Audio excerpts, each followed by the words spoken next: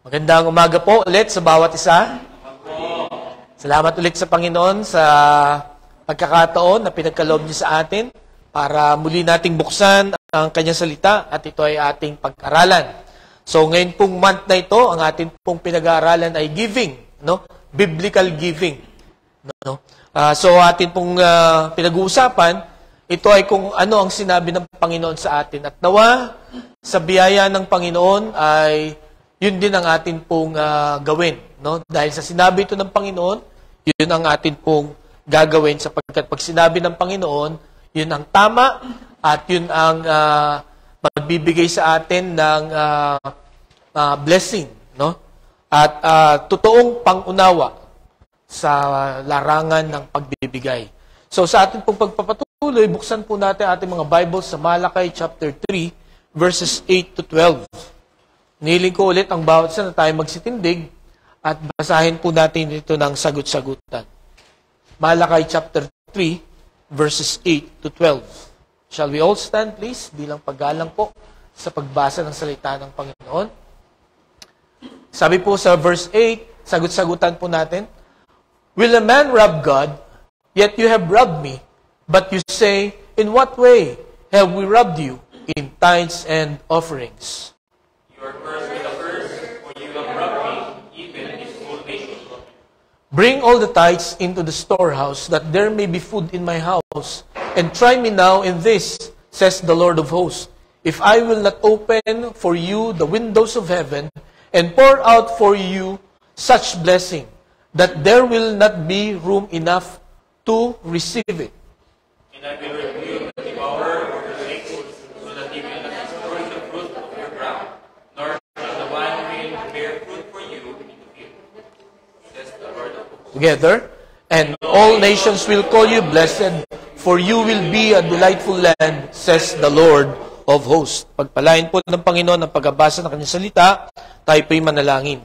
Panginoon, salamat po sa napakaganda at napakalinaw na salita mo na aming pag-aaralan ngayon.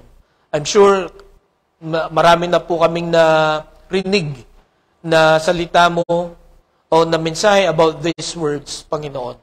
Pero ang dalayan ko po sa umagang ito, alam ko po na meron kang panibago na ituturo sa amin at katuruan na ipapaalala sa amin, Panginoon. Kaya patuloy na inyo pong buksan ang puso't isipan namin sa amin pong pag-aaral. Nawang banal na Espiritu ay malaya na kumilos sa bawat isa sa amin. Ito aming dalangin sa pangalan ni Jesus. Amen. Makakaupo na po kayo. Meron pong isang pastor, ang pangalan niya po ay si Rick Ezel. Siya po ay pastor sa First Baptist Church sa South Carolina. At alam nyo, nagulat ang mga members niya sa introduction niya, no? Sapagkat nakasulat doon sa kanyang introduction, church robbery, no? Nakawan sa simbahan. Okay? So nataranta yung mga yung mga tao, yung mga members niya. Sabi nila, paano nakawan? So titingin-tingin silang gano'n, no? Kung nawala yung aircon ba, nawala yung keyboard nila, or may nawalang gamit, no? At ang sabi niya, salamat sapagkat walang na-injured, no? Doon sa nakawan na yon. At nakakalungkot sapagkat maraming mga tao ang involved sa krimen na ito, sa robbery ito. At ang sabi niya, napag-alaman niya na mga Christians ang involved sa nakawang ito. At hindi rin ipinapangako na itong nakawang ito ay hindi na mangyayari o hindi na mauulit. Okay? At ang sabi pa niya, sana yung mga guilty, no, na mga Christians na involved sa nakawang ito ay magsisi, no, at bayaran yung kanilang mga ninakaw. Isauli yung kanilang ninakaw. At ang balita, sabi nila, kaya daw nila ninakaw ang perang ito sa church ay para gamitin sa vacation, no? Gamitin para bumili ng kotse, gamitin para bumili ng designer clothes, no? Bumili ng equipments or yung iba ay pambayad sa bills. No? Yun ang balita. No? Ayon dun sa pastor na yun. No? Kung kaya ninakaw itong mga perang ito. At ang isa pa, ang sabi niya, ang pagnanakaw na ito ay hindi gabi ginawa, no? Kundi linggo ng umaga. No? Talagang harapan, no? Na ginawa itong pagnanakaw na ito. No? Nangyari itong nakawan na ito nung pinasa yung offering. No? Yung mga hindi nagbigay. No? At yung mga absent. No? Yun daw ang mga nagnakaw nito. No? Kumbaga, ang punto ng pastor na ito, hindi pinapahalagahan ng mga members yung pagbibigay, no, na tinuro ng Panginoon, katulad ng mga Israelita during the time of Malakay. No po? Nitong panahon na ito, 100 years na silang nakabalik sa Israel. Okay? Galing sa Babylon. So, alam po natin yung nangyari sa Judah. Okay? Dahil po sa katigasan nila ng ulo, no, sila po ay sinakop ng Babylon. At yung mga mapapakinabangan ng mga tao doon sa Judah, dinala sa Babylon. Pero ang pangako ng Panginoon, after 70 years ng kanilang pagkakaalipin, sila ay babalik sa Judah. At ito na nga, nakabalik na sila dito nung sinakop sila ng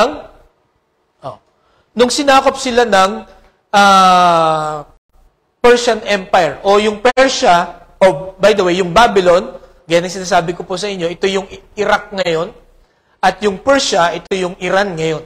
Okay? So, nung sinakop sila ng Persia, ayon sa prophecy ng Panginoon, sila ay babalik sa Judah, saka sa Jerusalem.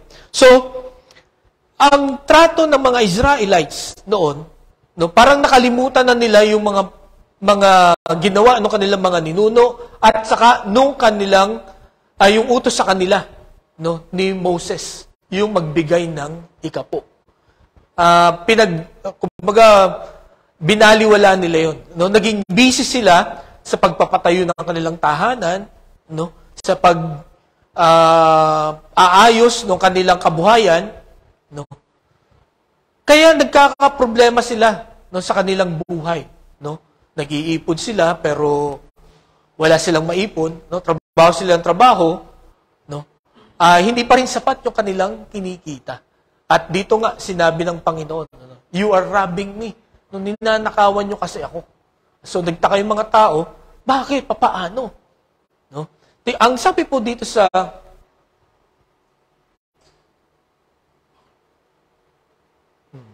bakit wala? Okay. Ang sabi po sa Leviticus chapter 27, verse 30, a tithe of everything from the land, whether grain from the soil or fruit from the trees belongs to the Lord, it is holy to the Lord. No? Ito po ang dapat nating maintindihan, no, pagdating po sa ikapo, no, at sa pagbibigay sa Panginoon. Dapat po priority natin ito. Okay? Halimbawa, meron pong dumating sa atin na income, may mga nagtanong nga, saan ba kukuha ng tithe? Sa gross income or sa net income? At naalala ko yung sagot ng isang pastor, saan mo ba gustong kunin ang blessing ng Panginoon? Sa gross income o sa net income? Pero dito, maliwanag na sa gross income. Kasi ang sabi dito, pag dumating, whether grain from the soil or fruit from the trees, no? So pagka ikaw ay nag-ani na, ihiwalay mo agad yung ikapo. Okay? A tithe of everything from the land. No, ihiwalay mo agad yan. Bakit? Sapagkat sabi niyan, it belongs to the Lord. It is holy to the Lord. So alam na po natin ito, ulit-ulit na sigurong binabanggit sa atin ng mga mangangaral na ang ikapo or the 10th part, no, of everything we have is not ours. Ito po ay sa Panginoon. Okay? Kaya, katulad po nung introduction ni Pastor Rick Ezel, No? Kung hindi po natin ito binibigay, at based din po sa Malakay, chapter 3, verses 8 to 12, the moment na nalimutan natin or sinadya natin na hindi ito ibigay, ay ninanakawan natin ang Panginoon. Bakit? Sapagkat hindi atin yung 10th part ng meron tayo. It's for God. No? Kaya ngayong umaga, pinamagatan ko po ang ating mensahe, God's 10%. No? God's 10%. Ang ikasampung bahagi ng Panginoon. Nasa sa inyo pa ba ngayon yung 10% ng Panginoon? O binigay nyo na? No? You have to give it. No? Sapagkat hindi po yan sa inyo. Hindi po yan sa atin. Ito po ay para sa Panginoon. Okay, so, ito po ang nangyari, no? Nasakop po natalo ng Persia ang Babylon. No po? At yan po ay ayon din sa prophecy. At yun nga, gaya na sabi ko kanina, nandito po yung mga Israelites, no? Nung natalo sila ng Persia, pinabalik ulit sila dito sa Jerusalem. No? At nalimutan na nila na mag-tithe, no? Ibigay yung bahagi ng Panginoon. Kaya, kung babasahin po natin ang Book of Malakay, ito po ay punong-puno ng accusations ng Panginoon sa inconsistencies ng mga Israelites. At hindi lamang kuha o pagnanakaw, no, ng bahagi ng Panginoon ang ginagawa ng mga Israelites during that time. Kundi kahit yung kanilang mga priest, no, nag-aahin sila ng mga defective na mga offerings, no? Bulag na mga hayop, no? May mga sakit, di ba? Mga patay na, no? Yung mga hindi na nila pinapakinabangan. Yun ang kanilang binibigay na sa Panginoon. And sometimes, mga kapatid, no, di ba ganun din tayo? Yung ating binibigay sa Panginoon, yung, uy, pwede pa to sa church, no? Medyo sira lang, kailangan lang ipagawa ng konti. Pero pwede pa ito, sa church natin ibigay. Di ba? At you know what, sometimes guilty po ako doon. No? May mga gamit kami sa bahay na hindi na namin ginagamit, medyo may depekto na. Alam niyo, ang una ko naiisip, dalhin ko to sa church. Mga gamit pa, upuan, electric fan, yung mga ganyan. Ano po.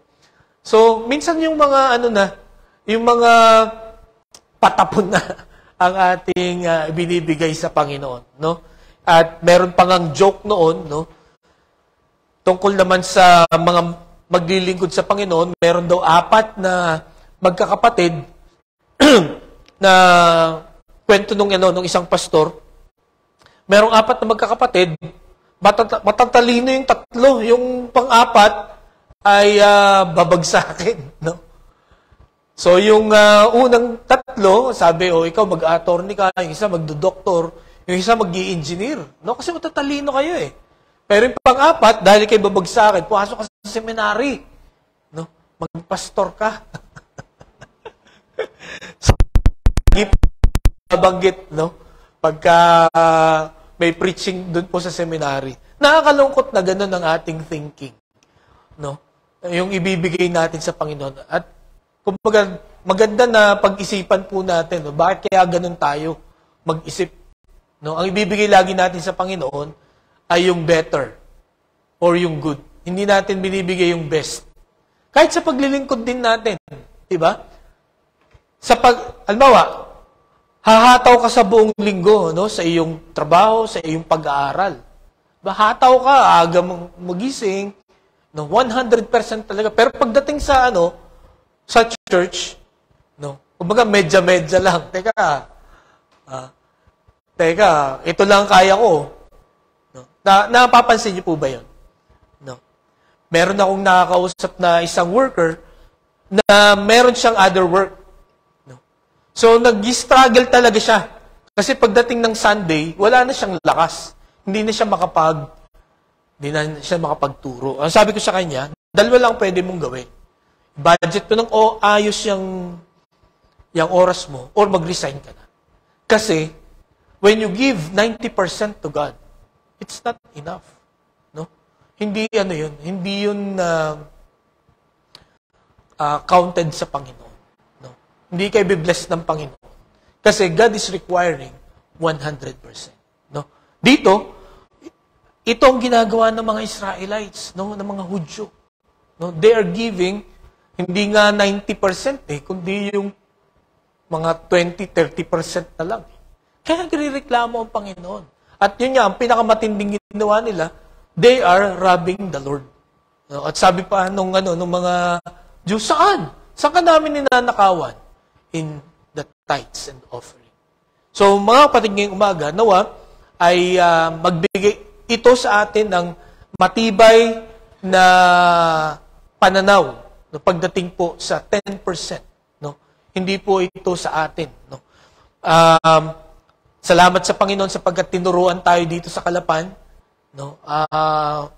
Ang hindi ko malilimutan na tinuro ni Pastor Ralph ay sa partnership, no? Partner tayo ng Panginoon, no? At sa partnership dapat may bibigay kang puhunan, di ba?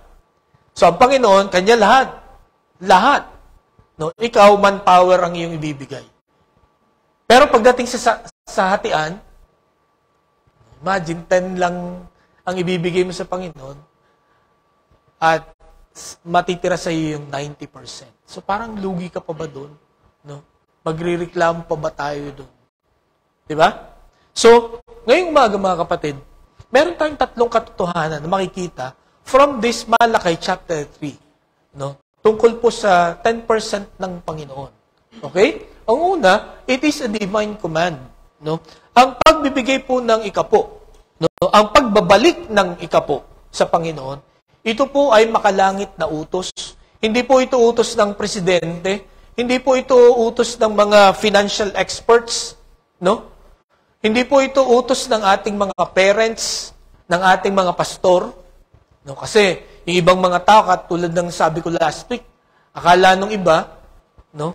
Yung mga pastor ay laging laging nanghihingi ng pera. No? Talagang kinukonsensya ang lahat ng mga tao na magbigay. Although, nakakalungkot na may mga ganun talaga, no? Pero hindi lahat. No? Kung pag-aaralan natin ng maigi ang sinasabi ng Biblia, napakahalaga po mga kapatid na alam natin ito. No? Kaya kung may pastor na nagpipreach about giving based on the Word of God, no? Magpasalamat po tayo. Kasi kung atin po itong hihimay-himayin, we will realize that it is for our own good. No? Kaya tayo tinuturuan na magkaloob. Lalo na itong 10% na ito. No? Ang Panginoon ang nagbigay o ng utos na ito. At ang sabi niya sa verse 10, bring the whole tithe into the storehouse that there may be food in my house. Sabi niya, bring. No? Hindi niya sinabing, please, bring. Okay? Hindi siya nakikiusap dito. Kundi inuutusan niya tayo. Hindi niya rin sinabi na, I suggest that you bring. Hindi siya nagbibigay ng suggestion dito. Okay? Kundi utos. Kumbaga, whether you like it or not, whether you feel it or not. Diba? Minsan, magbibigay tayo pagka feel ko lang. Pagka nasa mood ako. Hindi po. Mga kapatid, ang sabi ng Panginoon, you bring it. Okay? Nakita natin last week, ang kapangyarihan ng salita ng Diyos. Ang kahalagahan ng salita ng Diyos. Ang sabi niya, the law of the Lord is perfect, refreshing the soul. No? The statutes of the Lord are trustworthy, making wise the simple. The precepts of the Lord are right, giving joy to the heart. The commands of the Lord are radiant, giving light to the eyes. So, ganito po kahalaga ang salita ng Panginoon sapagkat ito po ang ginagawa niya sa buhay po natin. Na ang point po dito ni Haring David, when you obey the Word of God, ito po ang mangyayari. It will refresh our soul. It will make us wise. We will become joyful. At it will lighten our eyes. Okay? Enlighten our eyes. Kaya makikita po natin na napakalaking advantage pagka alam natin at sinusunod natin ang salita ng Panginoon. Ang utos ng Panginoon sa atin, bring your tithes to the storehouse. Yan ang utos niya. Ano po ang ibig sabihin nun? It will make us wise. It will refresh our soul. Pagka ginawa po natin yan. No? It will give joy to our heart. And it will give light to our eyes. Maliliwanagan tayo kung paano tayo mabuhay. Kaya mga kapatid, napakahalaga na atin pong pinag-aaralan at sinusunod lagi ang salita ng Diyos. Sapagkat pag ito po ay ating binabaliwala, kinakalimutan natin, no? Hindi natin pinapahalagaan. Yung opposite po nito ang mangyayari sa atin. Di po ba? Ang sabi niya pa dito sa Genesis chapter 14, verse 20, by the way, ito po ang kauna-unahan na binanggit ang salitang tithes. Ano po ang sabi ni Abraham? Okay, according kay Abraham, basahin nga po natin. Ready, start. And praise be to God Most High, who delivered your enemies in your hand. Then Abraham gave him a tenth of everything. Ang context po nito ay nung yung kanyang pamangkin na si Lot, no po, ay binihag, okay, ng mga katabing bayan, no. So ang ginawa po ni Abraham, iniligtas sila. No, iniligtas si Lot. Ngayon, noon nga, basta't kayo ay nakasakop ng isang bayan, you have the right to get all the riches. Okay? Ngayon, sabi nung kausap niya dito, sige, sa'yo na tong lahat itong mga kayamanan ito. At yun nga, tinanggap niya. Pero ang ginawa niya, gave him a tenth of everything. Nagbigay siya ng 10%. Ng lahat. Okay? So ito ay, I believe, gross. Doon siya kumuha ng kanyang 10%. Next, ang sabi ni Jacob, no? Then Jacob made a vow saying, if God will be with me and will watch over me on this journey, I am taking and will give me food to eat and clothes to wear, so that I return safely to my father's household. Then the Lord will be my God, and this stone that I have set up as a pillar will be God's house, and of all that you give me, I will give you a tenth. Okay? So, hindi ko alam paano nila naisip to. Kasi itong sa Genesis chapter 14 at saka itong Genesis chapter 28, naisip nila yung 10th part before Moses gave the law, no, about the 10%. Okay? Kaya sabi nung iba, yan ay batas ni Moses, hindi. No? Bago pa ibigyan ng instruction ng Panginoon through Moses ang mga Israelites para mag-tithe, nagta-tithe na si Abraham at si Jacob. At saan sila kumukuha ng tithe? Everything. From everything that they have. Okay? Na binigay sa kanila ng Panginoon. Okay? So I hope ito po ay makita po natin na very beneficial po sa atin pong pagkakaloob sa atin pong Panginoon. At kung babalikan nga po natin ito, kaya po nag-tithe si Abraham, no, is to give praise to God, no, para purihin ang Panginoon. So sa atin palang pagbibigay ng ating ikapo, we are praising the Lord. Okay? And then ang sabi dito naman, no, si Jacob, kaya siya magbibigay ng ikapo o nagbigay ng ikapo is for thanksgiving, pagpapasalamat, no, sa lahat ng ginawa sa kanya ng Panginoon. Mga kapatid, ngayong umaga, napakaganda na ito po ang motivation natin when we give the 10% to God, no, to praise the Lord, no, and to give thanks to Him. Sapagkat tunay na ang Panginoon, hindi niya tayo titipidin, no? Talagang yung blessing niya, kung iisa-isahin natin No? If we will count our blessings every day, okay, makikita mo na talagang napakasagana ng provision ng Panginoon. Na hindi tayo kawawa, no? Sa ating pagbibigay sa Kanya, sa ating pagsunod sa Kanya. Okay? And then, nasabi sa Numbers 18, verses 20 to 21, basahin niya po natin. Ready? Start. The Lord said to Aaron, "You will have no inheritance in their land, and share among them. I am your share and your inheritance among the Israelites. I give to the Levites all the tithes in Israel as their inheritance in return for the work they do while serving at the 10th of meeting." So, ang pangatlo na dahilan bakit kailangan nating mag-tithe, no? Yung nautos ng Panginoon is to support, no? Itong mga priests, itong mga Levites. Kasi ang mga Levites, they are assigned, no? Para sa pag-worship sa Panginoon. At doon sa division ng lupa, no? Di ba 12 tribes sila? 11 lang ang binigyan ng lupain. Ang mga Levites, hindi sila binigyan ng lupa, no? Na kanila. Kasi sila ay focus sa kanilang service sa tent meeting or sa kanilang worship service. Okay? So, paano sila paano nila masusustain yung kanilang mga needs? Ang sabi ng Panginoon, yun nga, through the tithes of Israel. Sa pamagitan ng tithes ng 11 tribes. Okay? This is God's instruction.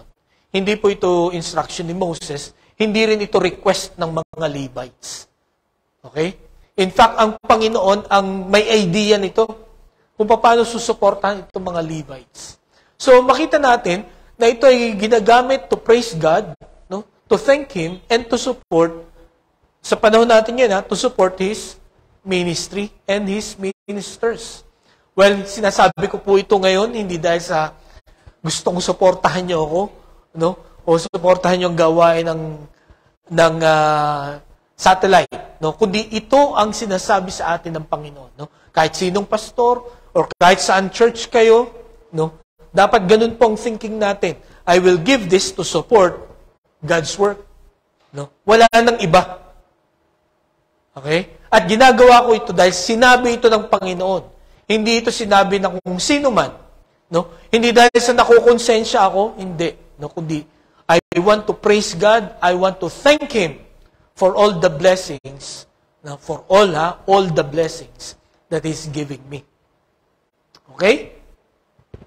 So, ang sabi sa Malaki chapter 3, verse 9, no, the moment na suwayin natin yung utos ng Panginoon, na sinusuway ng mga Hudyo, ang sabi diyan, "You are cursed with a curse, for you have robbed me, even this whole nation." You will be cursed, no? Tayo ay paparusahan, no? 'Di ba? Ano bang ginagawa sa mga magnanakaw? 'Di ba? Ay ano ba sila? Dinadala sa pedestal? Pinapasalamatan ba sila? Lalo ba silang binibigyan ng blessing? No? 'Di ba pagka mga magnanakaw, pinaparusahan talaga 'yun. No? Alam nyo, mapagbiyaya pa rin ng Panginoon na sa kabila na ninanakawan natin siya. The Lord is still blessing us. Diba? Kaya, I hope this will remind us, no, na how merciful, no, how gracious is God to us. Na all the more, mas lalo tayo dapat magtapat sa Kanya, mas lalo tayong dapat sumunod sa Kanya. Dahil sa kabila na sinasaktan natin siya everyday, He is so patient with us. Napakahaba ng pasensya niya. Binibigyan niya tayo parati ng pagkakataon na ayusin ang ating pong mga buhay. Di po ba? Kaya pagdating po sa pagbibigay, no, kailangan ibigay po natin yung kanyang bahagi. No? Sapagkat ang sabi niya, you will be cursed pagka ninakaw natin yung para sa kanya. Okay? Marahil sabi ng iba, hindi totoo yan, pastor, kasi ako matagal na pa hindi nagbibigay pero wala na nangyayari sa akin. No? Hintayin mo lang. Hintayin mo lang. No? Because, yun nga, ang Panginoon napakahaba ng pasensya niya. The fact na narinig natin ito ngayon, isa ito sa mga paalala sa atin and warning sa atin. Baka kinakatok na tayo ng Panginoon. Oy, baka kailangan mo ng ayusin ang finances mo. Okay? So, yun po, nakita natin, it is a divine command. No? Ito ay utos galing sa langit. No? Hindi ito utos na kahit sino. Kaninong tao. No? Kaya sundin po natin ito mga kapatid dahil utos ito ng Diyos. Okay? Ang pangalawa, it's detailed procedure. Paano ba tayo magta-tithe? Okay? So kanina, lagi nating binabanggit at based din doon sa mga verses nating binasa, no, si Abraham, si Jacob, no, nag-tithe siya from everything. No, kinuha niya lahat. No? Galing ito sa lahat ng ari-arian niya. Ang sabi diyan, bring all the tithes into the storehouse. So, dito makikita po natin, no? Una, ang ibig sabihin po ng bring diyan ay you bring. Ikaw ang magdala. No? It should be personal. Hindi yung pakidala. Pag pakidala naman ang tithe ko, hindi ako makakapunta ngayon. Di ba? Kasi, ang punto dito, no, ay it is a form of worship. No? Ang pagbibigay po ng ikapo. Kaya dapat ikaw ang magbibigay. No? Kaya ikaw ang inuutusan ng Panginoon na magbigay, magdala. No? Hindi pwede itong ipadala sa iba. Okay? So, yun ang makikita natin, ano? Yung procedure niya. No? You have to bring it personally. And then, sabi niyan, all the tithes. No? Wag mong sasabihin tithes ang 5%. No, kasi ang ibig sabihin ng tithes ay 10th part. Okay? Hindi ka pwedeng bigay ng 2%. No? Hindi tithes yun. Sabi ng isang pastor, yung 2%, yung 3% donation.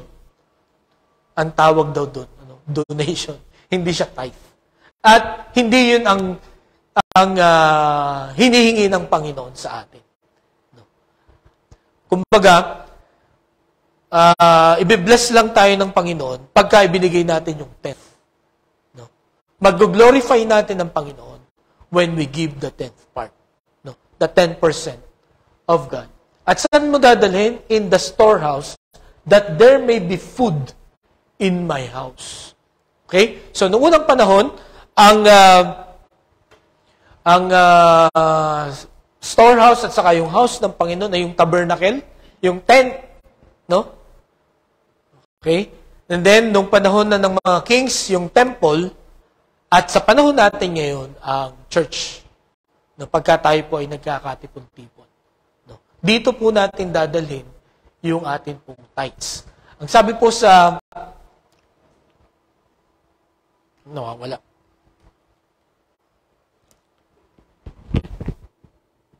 Sa 1 Corinthians chapter 16, verse 2, on the first day of every week, each one of you should set aside a sum of money in keeping with your income, saving it up, so that when I come, no collections will have to be made. On the first day of every week. Yan. Ito naman ang instruction ngayong panahon natin ngayon. No? First day of every week. Anong araw yun? Sunday. Di ba? Ito ang first day of the week. Di ba sa calendar, ang first day. Nung una nalilito ko, akala ko Monday ang first day of the week. No? Pero Sunday pala. So ito ang instruction ni Apostol Pablo, no, sa mga Corinthian believers. You set it aside, no? Itabay mo na agad. Kasi kung hindi mo yan ihiwalay, sabihin ko talaga sa inyo, magagastos niya yan. No? At yun nga, gaya na sabi ko kanina, unahin mo agad tanggalin siya. No? Para Ewan ko kung napansin nyo ito, na-experience nyo ito. Pagka ginagawa ko yun, pagdating nung aking allowance, hiwalay ko agad. Parang magaan yung loob ko. No? Wala nang, parang, pag hindi ko kasi siya tinanggal, parang ang bigat, parang meron akong kailangang bayaran. Di ba?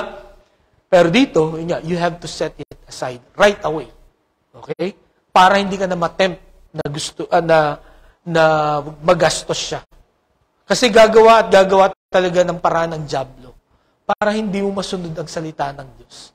And every time na, nakakalimutan mo o hindi mo pinapahalagan ang Word of God, no? Talagang nakakapuntos ang dyablo sa atin, no? Kaya wag nating hayaan, no, na magwagi parate ang dyablo sa buhay natin. Dahil sa hindi natin pagsunod o pagkalimot natin sa utos ng Panginoon. So let us set aside. And then, ang sabi sa 2 Corinthians chapter 9, verse 17, each of you should give what you have decided in your heart to give, not reluctantly or under compulsion, for God loves a cheerful giver. No?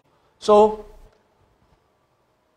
ang pagbibigay sa Panginoon, no, ay kung ano yung napagdesisyonan ng inyong puso.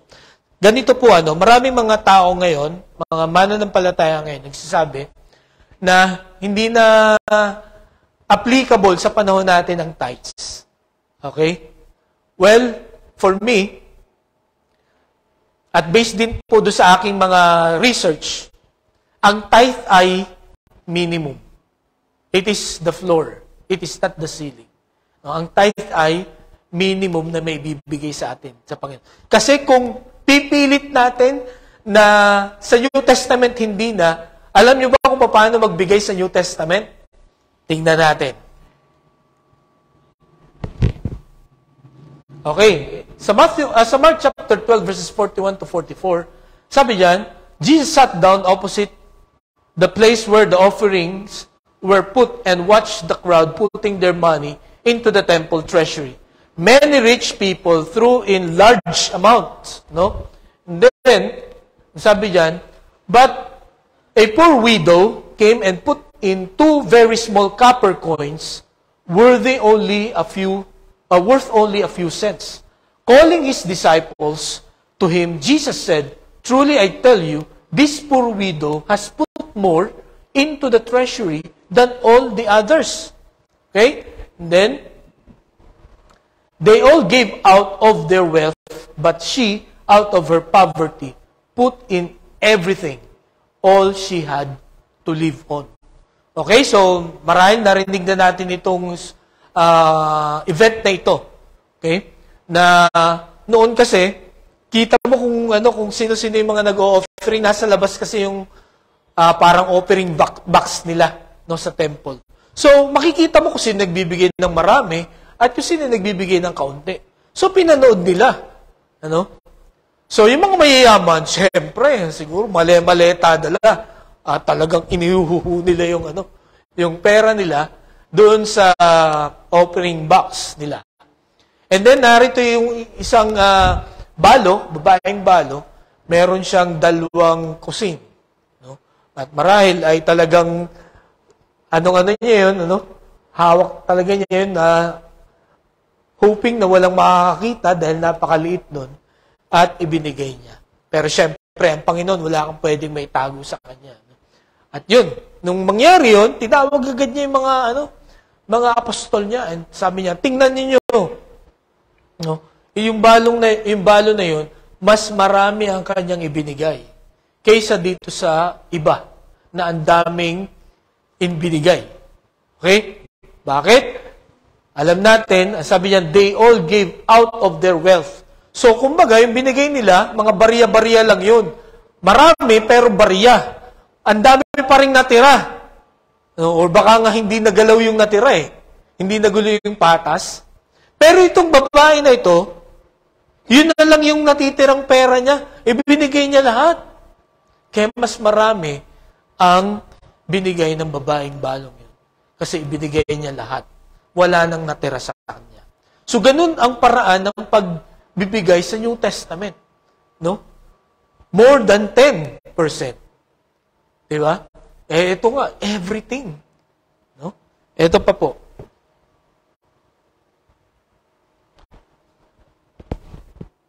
Ang pagbibigay daw ng 10% ay parang ganito. So, ito yung bike, training bike ang tawag dyan. No? Marami siguro sa inyong gumamit ng ganito. Yung may brace, brace ba ang tawag doon? Brace, no? So, pagka hindi pa marunong mag-bike ang bata, kailangan may ganyan, no? May alalay, no? Hanggang sa masanay siya ng masanay. Pag sanay na siya mag-bike, mag-balance, tatanggalin na yon, di ba? So, ganun din daw po ang pagbibigay sa Panginoon. Yung tithe, it's like a brace. Parang tinitrain ka ng Panginoon na magbigay sa 10% muna. Pagka nauunawaan mo na, pagka matatag na, matibay na yung faith mo to give more to God, then hindi na 10%. No? You give more. Okay? Yan ang teaching sa New Testament. No? Kaya nga sabi ko kanina, dapat ang minimum ay 10%. Okay? Sapagkat pinapakita rin daw dito, mga kapatid, sa pagbibigay natin ng 10%, una, yung ating pananampalataya sa Panginoon, at pangalawa, yung ating pagmamahal sa Kanya. Di ba? Yun nga imagine 10% lang yung hinihingi niya. It's up to you to give more. No? Pero yun nga, ang hinihingi niya, yung 10. No? Sapagkat hindi yun atin. Yung 90%, na may iwan sa atin, hindi po tayo lugi doon. No? In fact, ang Diyos ang lugi. No? Pero, ginawa niya yan, no? Para patatagin ang ating pananampalataya, palalimin ang ating pagmamahal sa Panginoon. Sapagkat sa totoo lang, mga kapatid, hindi naman kailangan ng Panginoon ng pera. Di ba? Hindi naman niya kailangan ang 10% natin. Para saan yan? Yan ang makikita natin sa susunod na puntos. It's delightful result. No? So nakita natin, yung una, it is a divine command. It's detailed procedure, and then it's delightful result. So ano yung nakakatuwang resulta when you give the 10% to God? Okay? So, wala pa rin.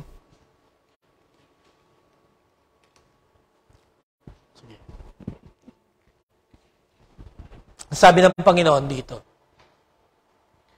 So, when you bring all the tithes in the storehouse, sabi niyo dito,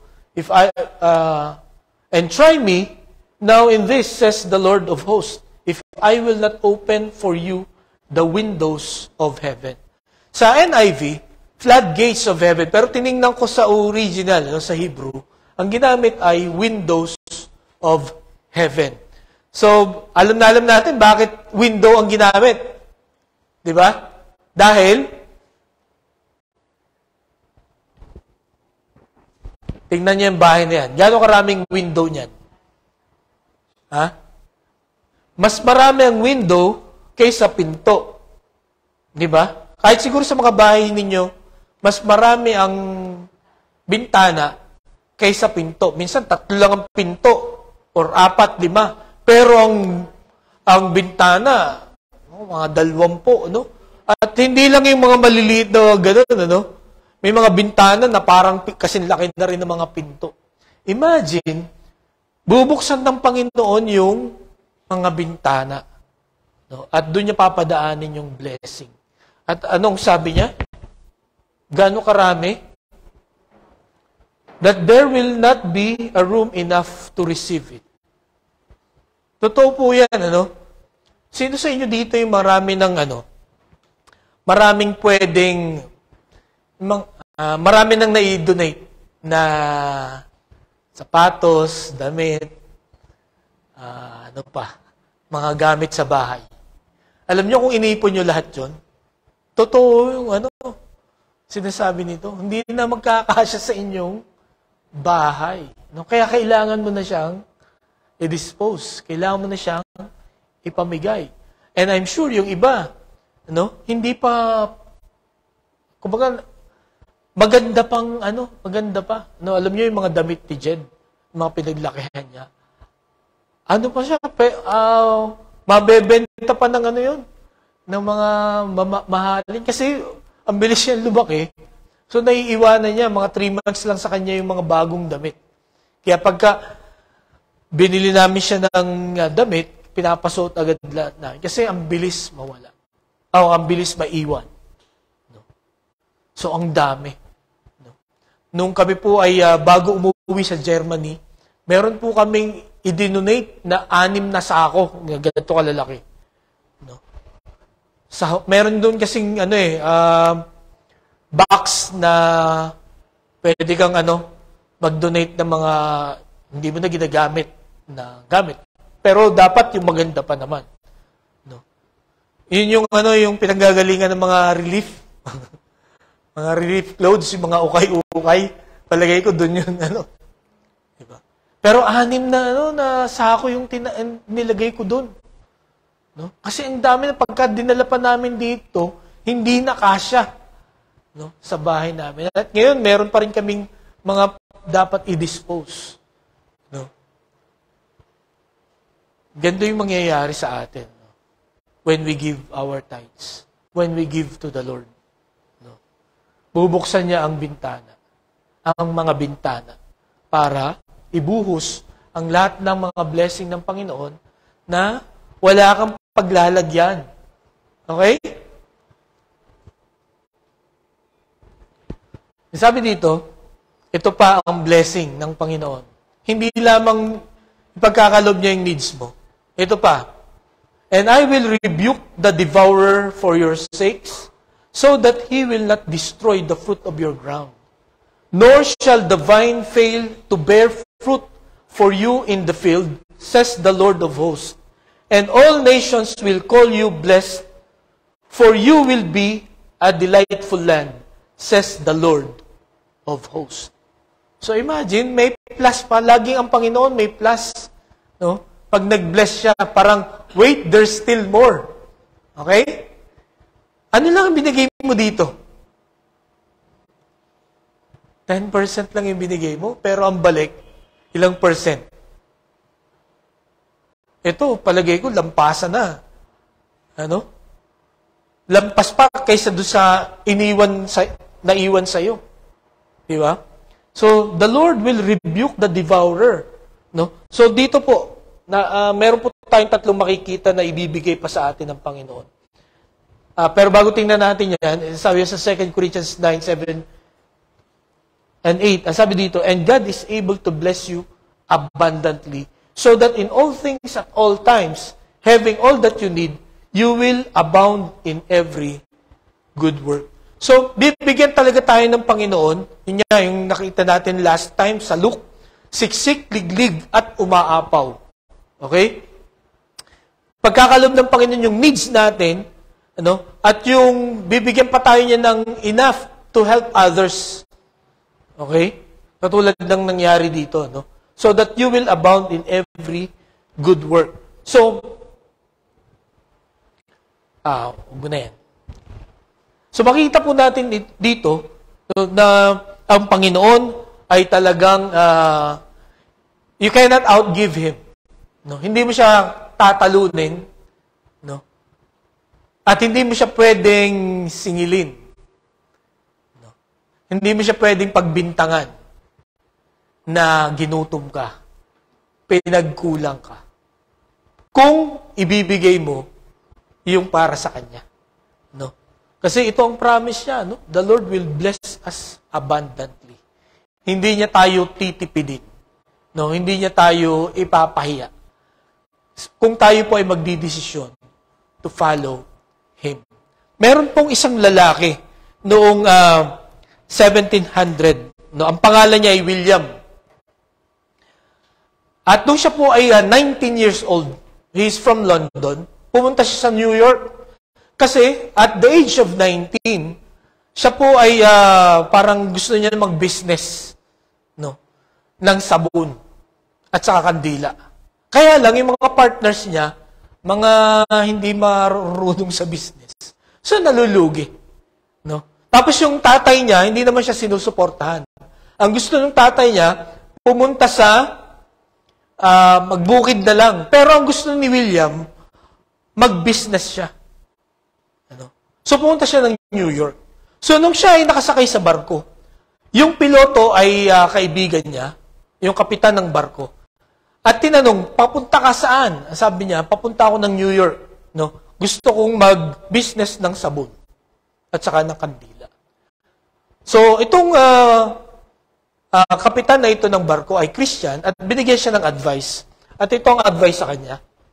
Sabi niya, give your heart to Christ.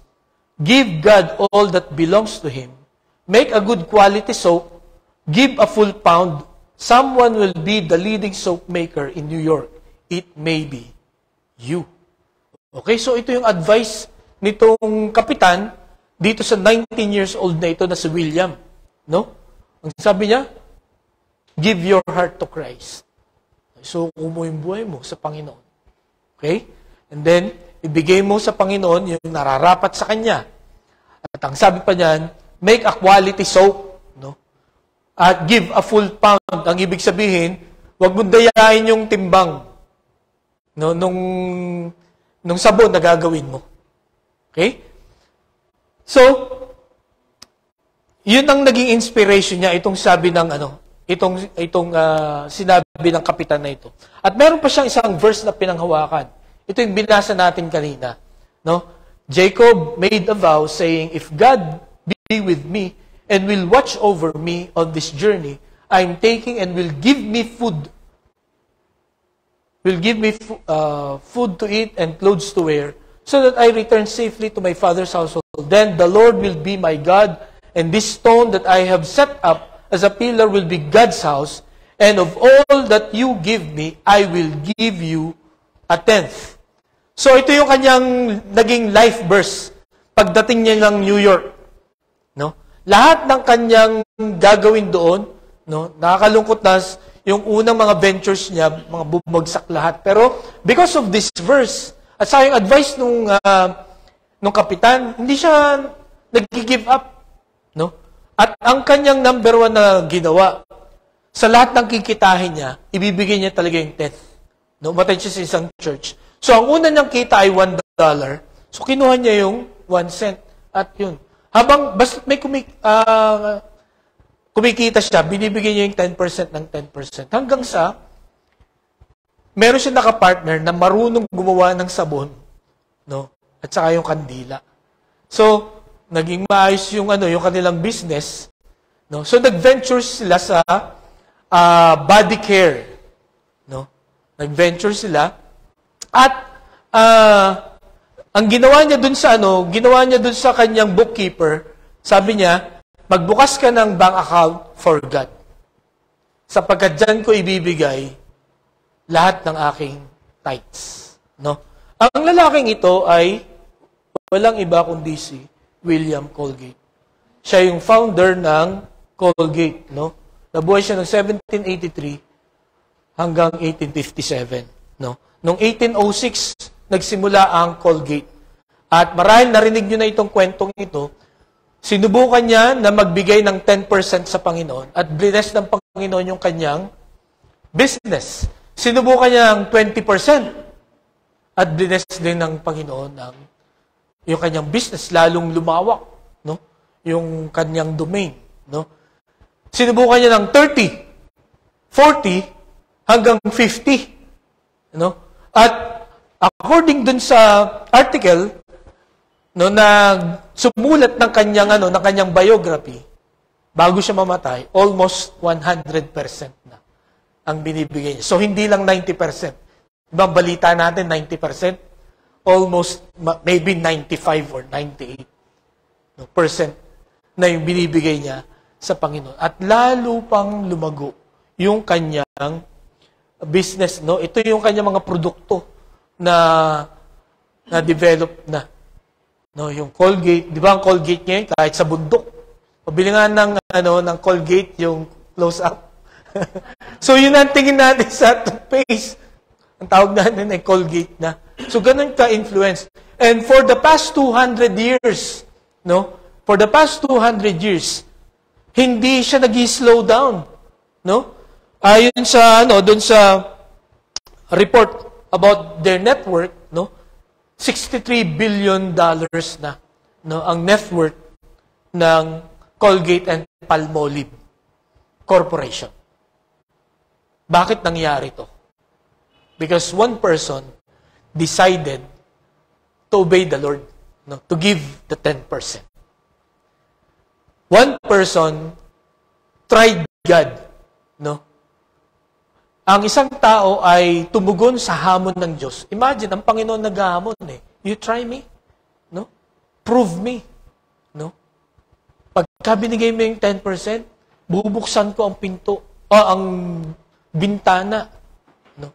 At nagbukas ang bintana kay William Colgate. Alam niyo ba kung ilan ang naging anak ni William Colgate? 11. Kung tutusin, he has all the reason na, tama na yung 20%.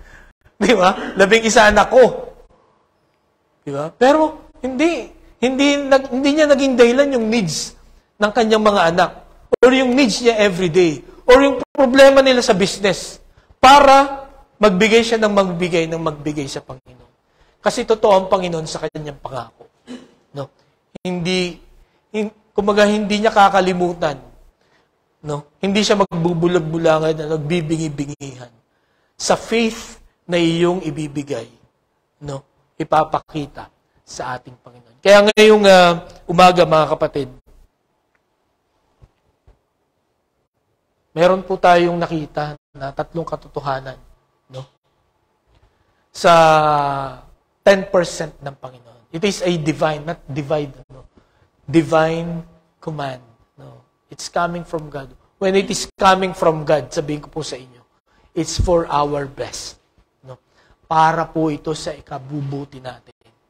Hindi po tayo paghihirapin, no? Hindi po tayo gigipitin ng Panginoon. Hindi niya po tayo gustong ipahiya, kaya niya iniutos ito. God wants to bless us not only more, but more and more and more. No? Ang sabi nga ng isang preacher, kung isa-summarize natin ang Bible, no? Ito daw ang ating masasabi. God gives again and again and again and again. He gives again and again and again. Non-stop sa atin. Ano naman ang ibibigay kaya natin sa Kanya? Di ba? Sa dami ng Kanyang ipinagkaloob sa atin. Ano kaya ang pwede nating tugon, mga kapatid?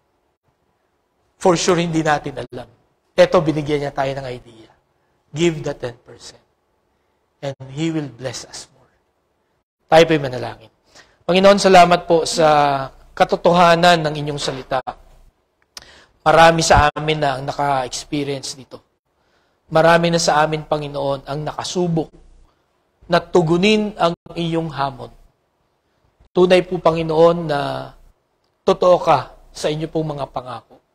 Kaya, Panginoon, ang challenge po sa bawat isa sa amin ngayong umagang ito, tulungan mo po kami na magtapat sa inyo. Tulungan mo po kami na i-express namin ang aming pasasalamat, ang aming papuri, at ang aming pagmamahal sa inyo by giving you back the 10%. Tulungan mo kami na huwag matakot sapagkat yan po ang ibinibigay sa amin na kasinungalingan ng dyablo. Na mawawalan kami, na magigipit, Panginoon, kami. Panginoon, Ikaw ang pinakamakapangyarihan sa lahat. Alam mo po ang mga mangyayari sa amin pong buhay. At pinatunayan mo na many times in our lives na pinagpapala mo ang mga nagbibigay sa inyo. Kaya ngayong umaga, nawa ito ang maging panata namin, maging commitment namin that we will always give faithfully the 10% and more. Sapagkat, again, hindi mo kami, Panginoon, pagkukulangin. Katulad po ni William Colgate hanggang sa siya ay mamatay, palaki ng palaki ang kanyang pagbibigay at palago ng palago ang kanyang business, patuloy pong pinagpapala siya at ang kanilang business maging hanggang ngayon na wala na siya, ay patuloy pong pinagpapala sapagkat itinuro niya din ito sa kanyang mga anak. Kaya Panginoon, sa umagang ito, nawa ay matanim sa puso't isipan namin at maiangkop namin sa buhay namin ang inyong salita. Salamat po Panginoon, itong aming dalangin sa pangalan ni Jesus. Amen. Okay, tawagin na po natin ang ating